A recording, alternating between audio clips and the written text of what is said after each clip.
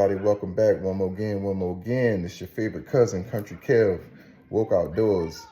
I just got a call from my dad the other day, and he said he wasn't feeling well. So he had a little sniffles or whatever like that, right? And he called me and said, Kevin, I need you to make me some Catfoot tea. And if you're from the area, you know what Catfoot tea is. You know, some people call it different things.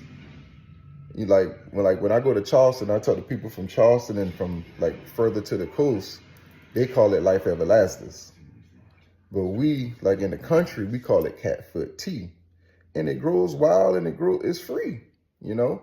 And this is something that my grandmother put me on long time ago. Because every time we would come in her house, she would always either make us take castor oil. First it was in a spoon. You had to take a spoonful first. Then she got hip and got the gel caps. And it tastes like death, but we'll never get sick. You know what I'm saying? And then when somebody really does get sick, flu, cold, whatever, she would make this tea. And she would make you drink it. Whether you sick or not. You come in the house and it's like, Grandma, I ain't even sick. Drink it and you won't get sick. You know, so I made it a personal mission of my own to find out how it looks. Because Big Pharma has proven that we cannot trust them. I don't like to go to the hospital or to the doctor, I would say, for anything. You know what I'm saying? Especially if I can continue to learn all the remedies and methods that the old folks used to use, because they didn't have it back then. So I know they wasn't going. But they never got sick. You know what I'm saying? It's the diet they feeding us. It's the food and all that good stuff that's keeping us in the conditions that, you know, in the condition that we're in now. That's when I honestly decided to do the, just straight off living off the land kind of deal. You know what I'm saying? I only eat my fresh fish that I catch. I stock up on deer meat, so I use that. And you got to make it taste good, of course. And then just recently, I'll say at the beginning of the year, I quit eating pork after I read How to Eat to Live. So then I used to put the pork into the deer just because the deer is so lean, just to make it kind of juicy and because it has no fat in it. But now I got to find another alternative for the pork, you know. But I just add in a little ground beef with my hamburgers and stuff, and it still tastes pretty good. But you know, probably 15% ground beef and the rest is deer, you know. But let's get back to the tea. I made it my personal mission to find out how it looks, because I used to always get it confused with something else. And another one they used to do was the sassafras root. That'll do it too, you know. And these are all the remedies and everything that I'm trying to learn so I know how to teach them to my kids, because if I don't know how they look, how can I teach it to them? You know what I'm saying? But yeah, you know, I done mastered it now. Now I'm the Catfoot tea man. Every time somebody gets sick, hey man, make me some Catfoot tea, man. Make me some Catfoot tea. But at least I'm glad they calling me instead of going down there, you know, and getting stuff that ain't gonna work. I've had this stuff right here bounce me back in a day. Now, I'm gonna tell you, if you know about it, you're gonna sweat hard that night. You are really gonna sweat hard that night. But it works. I stand true by it. You know what I'm saying? I've had the 19 twice, you know, and I've never taken anything, nothing. And I find no hospitalizations, none of that stuff, you know what I'm saying? And I'm just saying, I mean, a lot of people say, I don't know. Only thing I know is I stand true by it. But I got it all set up right now. I'm going to flip it around, show y'all how it looks. I'm going to show y'all how to make it. And this time I'm going to add some ginger in it this time also. I never really used to have the ginger, but now that I got extra ginger, I am going to put the ginger in it because I know ginger helps with cough and all that good stuff too. So let me go ahead and flip everything around. I got all my ingredients set up, and I'm going to show you how to do it. And then once I get it on the ball, you know, I'll show you how to prep it. You know, there's a couple things you can use. You can either put rock and rye in it. We normally used to go, well, what I normally like to use is the straight corn liquor, 2 shots, sweeten it with honey. It's not the best tasting tea, but it works. Another thing I found out is Evan Williams honey. It's a whiskey. That actually works pretty good too.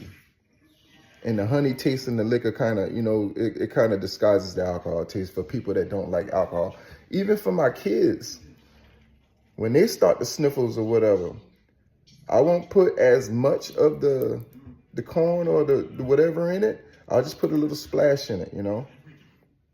And it just, once they finish, well, what I like to do is I'll put on some sweatpants and I'll put on a hoodie and I'll go lay down under a blanket and you just sweat it out. You just sweat it out. It's just sweat it out. And whoever had it before, they already know. It's going to feel strange to people that hadn't had it before because of how it's going to make the body feel. But trust me, when you wake up in the morning, you're going to feel a shit ton better. But let me go ahead and get it turned around. I'll show y'all what I'll be doing. All right, so this is how the actual herb looks. And it just grows wild in the country, especially like old fields that used to be planted back in the day that nobody longer plants, and it kind of grows up a little bit.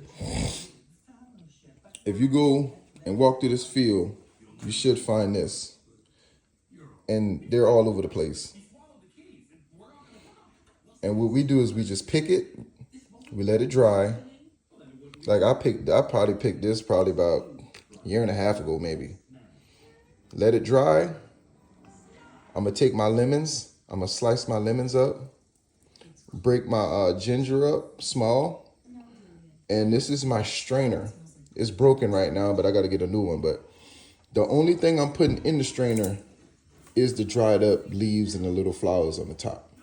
So I'm just gonna rip everything off, pack everything into the strainer, put the lid on it, ball it, and I'll just slice the lemons up and just ball that inside the water. But yeah, just like I'm saying, I can already smell it. As soon as my kids come home and they hear me, well, they smell it, the aroma through the house, the first thing they ask me, who's sick? Who you making this for?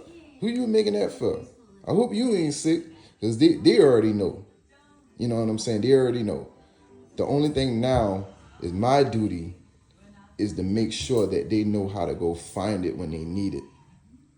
You know, when their kids start getting the sniffles, when they get older, and you know, and what I like to do too is, as soon as I feel it coming on, you let my throat get a little bit scratchy, or let me blow my nose and I start seeing a bunch of mucus coming out, I'm instantly jumping on the tea.